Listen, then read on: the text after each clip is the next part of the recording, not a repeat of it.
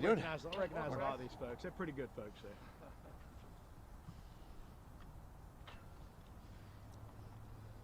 Is everybody good? Okay, excellent.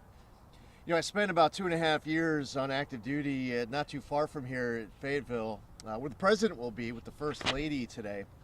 And during my time there, I really got to appreciate the Charlotte area as an area that's filled with car enthusiasts and motorsports enthusiasts.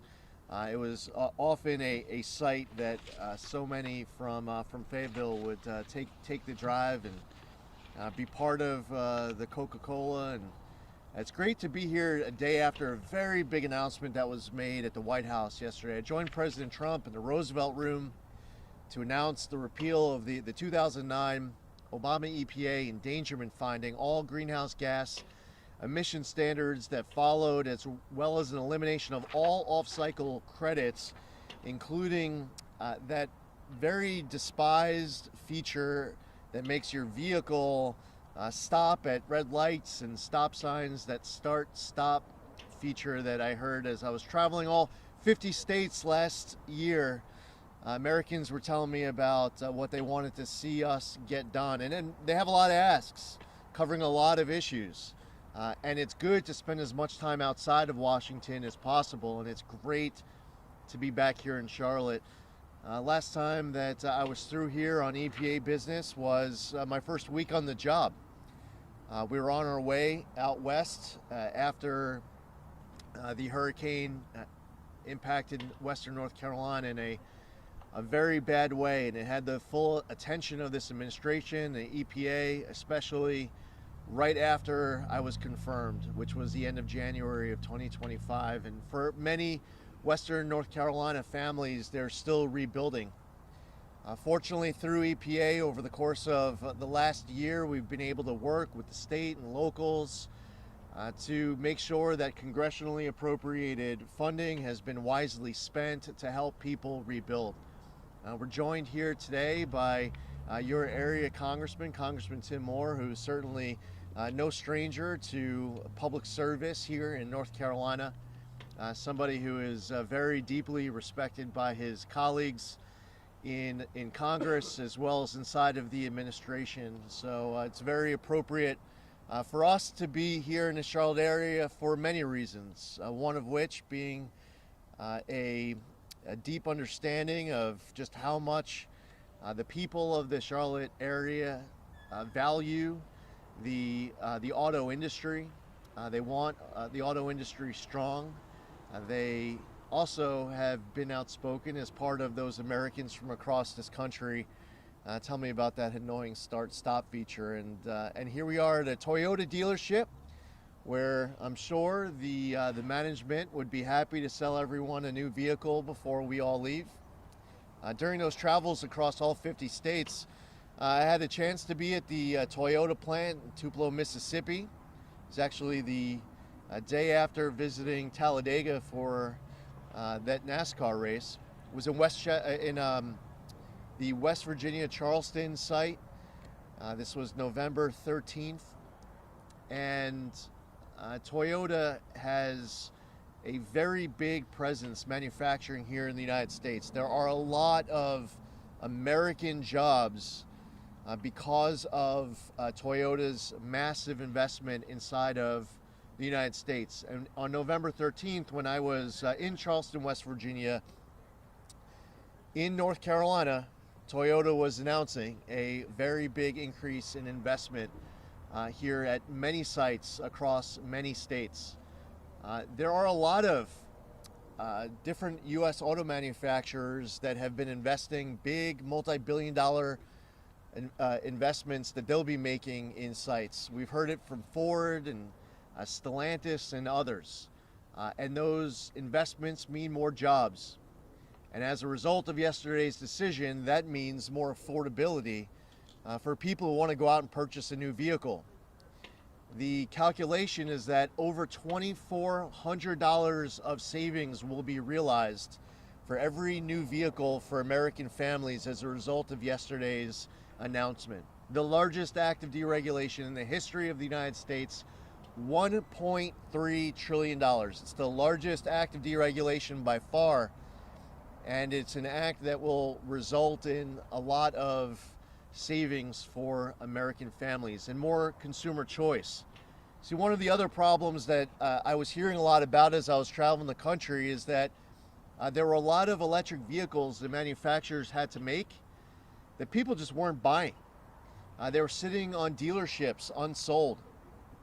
And one of our guiding principles at the EPA is that consumers should be able to purchase the vehicle that they want, that manufacturers should be able to make the vehicles that their customers are asking for, and this whole process shouldn't be driven by the demands of politicians and bureaucrats out of places like Washington, D.C. Now, collectively, the impact of President Trump's policies over the course of the last year for the U.S. auto industry have been significant. In recent months, you saw an announcement between President Trump and Secretary of Transportation Sean Duffy about resetting the CAFE standards. Before that, thanks to the good work of members of Congress in the House and Senate, 3 congressional review acts were passed in 2025 to roll back Biden EPA waivers that were given to the state of California, waivers that were used to advance the California electric vehicle mandate that a whole bunch of other states had signed up for. So we're talking about increased investments, resetting CAFE standards, getting rid of electric vehicle mandates, and now yesterday's decision that will have benefits that range from $2,400 less for a new vehicle to more consumer freedom and choice, and not having these climate participation trophies given out to manufacturers for installing that, quite frankly, stupid start-stop feature in cars that a lot of Americans hate. Again, I'm grateful to Congressman Moore for his leadership, for inviting the EPA here into his district to hear the many different concerns and passions of his constituents. We look forward to continuing to work closely with the congressman and his office as he seeks to fight hard for his constituents on issues ranging from emergency response, pursuits of clean air, land, and water, and powering the great American comeback. Congressman Moore. Thank you, sir. So, Administrator Zeldin is no stranger to North Carolina, and he's been serving his country a long time, spent a couple of years down at Fort Bragg, and then, of course, I believe 8 years in Congress representing New York. So I wish we'd gotten to serve together there. But I'm actually glad you are where you are right now, because he gets it. He understands the need to protect our environment, to protect our amazing natural resources, but to do so in such a way that makes sense. The Trump administration has been very clear. When it comes to regulations, adopt regulations, keep regulations that make sense, that do protect environment, but that make bottom line sense to consumers, to the economy. The things that have happened in terms of rolling back unnecessary regulations are absolutely unleashing American energy. They're unleashing the American potential when it comes to the market, when it comes to manufacturing, and it is absolutely no accident that we see job growth, that we see expansions in automotives and everything else. What tells me a lot, the fact that this is going to matter, there are things sometimes we talk about that are theoretical. What you guys are doing are going to save the average consumer about $2,400 on the purchase of a vehicle. That may mean the difference, frankly, between buying it or not buying it. And the purchase of vehicles helps create jobs, like here at this dealership, manufacturing facilities, and others around this district, around this state, and frankly, around the country. So I appreciate what you're doing. I appreciate what the president's doing. Also, with the working families tax cut that was passed into law by Congress, signed by the president, we're allowing more and more job growth, capital investment, tax cuts for American citizens. It's all part of this great plan to unleash fully the American potential, and I really appreciate, Administrator, what you're doing. Thanks. We're glad to have you here in North Carolina. All right, Appreciate thank you, Congressman. Yep. And the last point, before I open up, I'm happy to answer any questions, is that it's really important to note recent Supreme Court cases. When you start getting into the weeds, you start naming Supreme Court cases. It's hard to expect that hundreds of millions of Americans from across the country have been following every decision that comes out of the Supreme Court. But there's been some big ones in recent years that apply here. One is called Loper-Bright. The Loper-Bright decision was a decision that overturned something called the Chevron doctrine. Why does that matter? An agency like EPA now has to follow the best reading of the law, and that's a change. What used to happen in the past, including in the 2009 endangerment finding, is that the administrator was saying in the past that if the Clean Air Act doesn't say they can't, well then I guess that means they can. They were able to give themselves powers interpreting laws in whichever way they wanted to interpret the law, and then they had what was called Chevron deference. There was deference in the courts to the administrator to be able to interpret the law however they want. Loper-Bright says that the Chevron doctrine is gone, and now we have to interpret the law as what is the best reading of the law. And the other case that's important to note is West Virginia versus EPA. It was a decision that has a principle called the major policies doctrine. So the endangerment finding was used for trillions of dollars of regulation on mobile sources, airplanes, stationary sources, oil and gas, and more.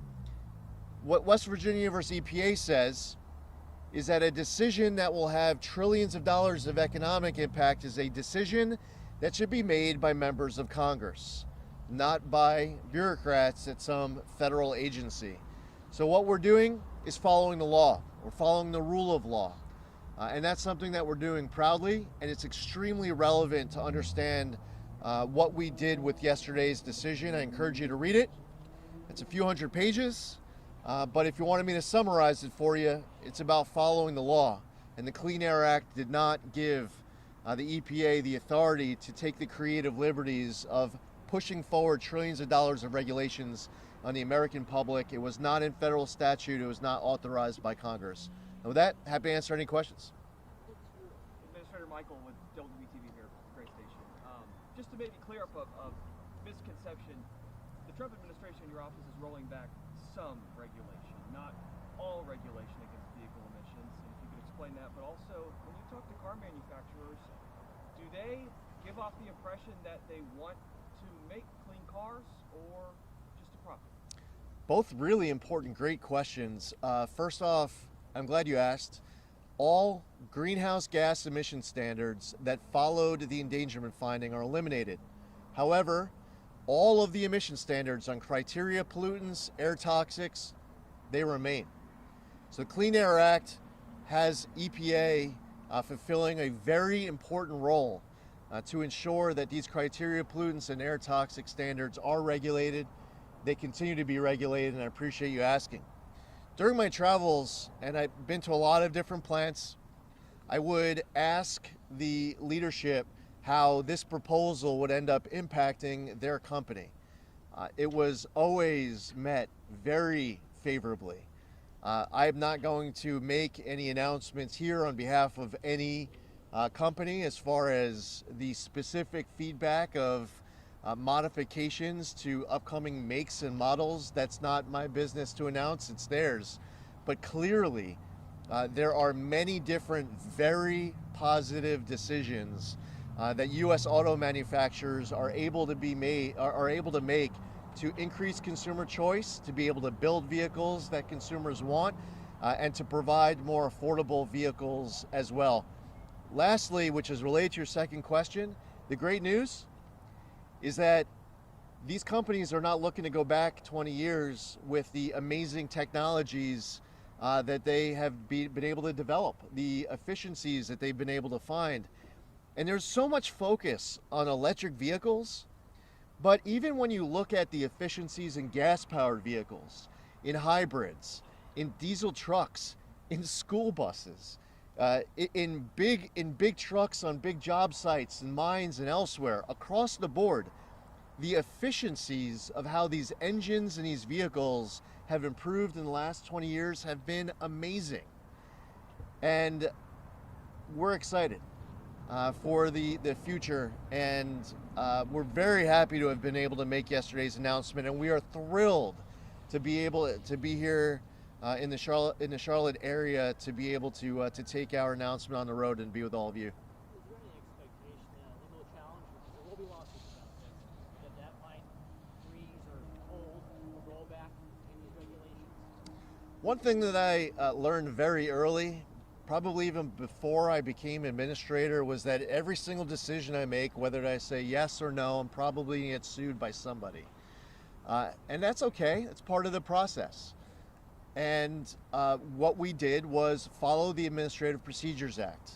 We followed the law in doing this correctly. We had a public comment period. I had the opportunity to read the entire finding before signing it. I didn't just sign my name to it, and it is thorough.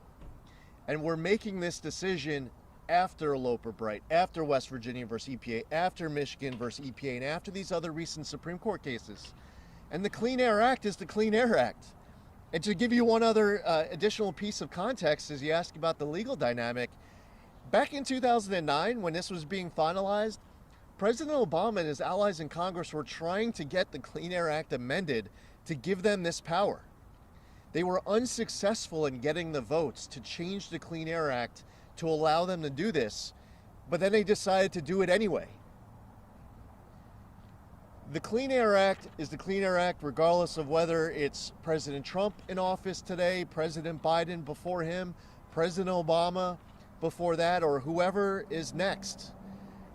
And if Congress wants to change the Clean Air Act, we'll follow whatever they change it to. But that's the biggest vulnerability for anyone who wants to sue us on this decision, is that what they're suing is a decision that is very simply following the best reading of the Clean Air Act pursuant to the Supreme Court decision. Here in the Carolinas, there's been a large investment in electric vehicle manufacturers. Toyota plants in Liberty, Scout Motors in Blytheville, and Charlotte. How will a policy like this impact those investments? Yeah, very positively. And again, I would encourage you to speak to the manufacturers directly so that they'll make their own announcements. Obviously, they make their own decisions. One of the problems is that the electric vehicle market was facing a very big issue with a lack of demand. There was an expectation in past years, especially through government policy, that there were benchmarks that were going to be hit now and in these years in the future, that the American consumer was going to be purchasing a certain amount of electric vehicles, and the demand is just not there.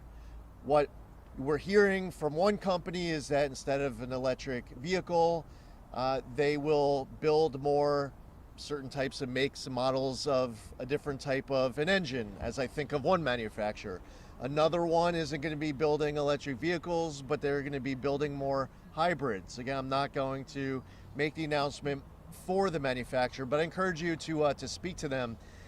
This is a very good thing for these companies because the demand was just not there in the EV market. But what is there is a very strong increased desire to be able to add to their investment in the U.S. market across the board. Because in total, there are so many different policies that are happening at once that are helping them. And to be quite candid on top of it, the president's tariff policies from the last year also ended up adding a dynamic for these companies where they found an economic benefit in moving operations into the United States and scaling up inside the United States. So really, it's a collective of everything, and it's a very good thing for the manufacturers to be able to build whatever their customers are going to buy, whatever the demand is in the market. And by the way, if a manufacturer decides today that for the next 3 years they're going to build a certain type of make or model, what they might choose is whether it's a modification of that make or model or it's a completely different type of vehicle. Those decisions should be free for that manufacturer to make those adjustments based on market demand. Much of western North Carolina and central Piedmont are still recovering from climate-related disasters such as Hurricane Helene and Tropical Cyclone Tal. How is this EPA protecting these communities from further bearing the cost of greenhouse gas emissions? Yeah, again, so we're going to follow first off, we're going to follow the law. And one of the issues with the endangerment finding was that they said that carbon dioxide, when mixed with 5 other well-mixed gases, some that aren't even emitted from vehicles, even though this was a decision that was being made on mobile sources, they said that these 6 well-mixed gases contribute to global climate change. If you read Section 202 of the Clean Air Act, you won't find anything about global climate change.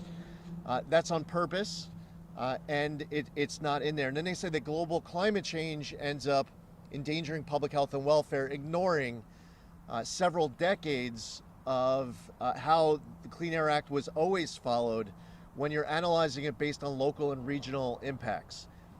So first off, whatever the Clean Air Act says that I'm supposed to do as administrator of EPA, I will do. Now, as far as getting deeper into the science, one of the great things here in 2026 is that we're able to rely on 2026 facts, not 2009 bad assumptions. And what was made in 2009 was a decision based on the most pessimistic views possible in order to justify the decision. So they would say that in 2026 or 2050 or 2100, that they were going to adopt the model that would show the most amount of sea level rise, the highest amount of global warming. But here's the great thing now, 17 years later, is that we don't have to rely on flawed, bad assumptions of pessimistic views made then. We just rely on the facts today. Now at EPA, what's most immediate, when you asked me about my focus for people in Western North Carolina, I was a week onto the job, and I made sure that I was on the ground in Western North Carolina with our regional staff in Region 4 to make sure that we were bringing every possible resource to bear to help these residents. Now, Americans have long had to deal with storms that have hit us, natural disasters. Actually, for most of my life, I was used to seeing it when it would hit North Carolina. It wouldn't be Western North Carolina. It would usually be closer to the coast, either getting hit directly or close calls, near misses. This was a devastating storm that hit Western North Carolina, and it is very important to us at the EPA to help them rebuild. But what I'm not going to do is grant myself new powers that are not authorized in federal statute to take actions that amount to trillions of dollars of new regulation. If you or anybody else wanted to advocate for a change of law, and that case was made to Congress, and Congress had a debate, and they had a vote, and they changed it, then we'll follow it. In the meantime, whenever I get asked a question about wherever the science is at the moment, I'm going to be very honest and transparent in saying that science has optimistic views and pessimistic views. And for people who are looking for the precise answer of where things will be in 2100, I would caution you that when you tune into your very talented local news for the 7-day weather forecast, unfortunately that meteorologist has to guess spot on. And I have a very close cousin who's a meteorologist on TV. It's a tough job to say exactly what the weather is going to be 7 days from now. Now, the most honest thing for that meteorologist to be able to say, but I think people would want to change the channel if this happened, is a prediction that here in Charlotte, that 7 days from now, it's going to be anywhere from 48 to 71 degrees. When a storm is coming, people want to know exactly what storm track that is on. They want to know where it's going to make landfall 5 days from now, what the speed is. They want to know how fast it's moving, what category it's going to be. And the person who's delivering that forecast, the expectation is that they're supposed to be dead on. I was a military intelligence officer back in the day. It was a tough job because you always have to be 100% right. The most important thing in understanding science is understanding that facts, as you move forward in time, end up replacing assumptions. The facts in the moment are the very best, most accurate thing to rely on. The guesses, when anyone talks with so much confidence that they know exactly what is going to happen 25 years from now, it's good to have a healthy dose of skepticism, because the truth is that the scientists are operating off of a range from optimistic to pessimistic. Do you believe that greenhouse gases have an impact on the climate and people's health? So there's a heat trapping effect. Your question, by the way, emitting carbon dioxide is no threat to public health. My answer, our conversation, our time together is something that I think is, it's productive for us to have conversations, spend time together, and not and not stay silent. There are positive, necessary, essential traits of carbon dioxide that are critical.